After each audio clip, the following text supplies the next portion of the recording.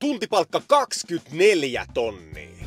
Mä tienasin viime vuoden puolella 5 minuutissa 2000 euroa mun somella. Miten? Anna mä kerron sulle. Mulla oli asiakas, kenen kanssa me oltiin tehty kaupallinen yhteistyö mun pääkäyttäjälle Vilitsu XDlle edeltävänä vuonna. Se yhteistyö menestyi tosi hyvin ja asiakas otti muhun yhteyttä, että hei, tehdäänkö tänä vuonna uusi yhteistyövideo?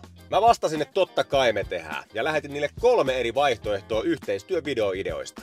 Asiakas lupasi esitellä nämä ideat sen firman johtoryhmälle ja mä sain paluuviestin, että hei, nämä oli hyviä ideoita, mutta se viimevuotinen yhteistyövideo, mikä me tehtiin, se oli niin hyvä, me koko porukka tykättiin siitä ihan sikana, että näin nyt heidän mielestä ihan vetänyt vertoja sille aiemman vuoden videolle. Sitten mä sanoin, että okei, mä ymmärrän. Hei, tehdäänkö silleen, että otetaan se viime vuoden video ja postataan se uudestaan. Asiakas sanoi, että hyvä idea, olisiko mahdollista, että saataisiin tästä pikkusen alennusta, kun se video on jo tehty ja sitä ei tarvi uudestaan suunnitella eikä kuvata eikä editoida.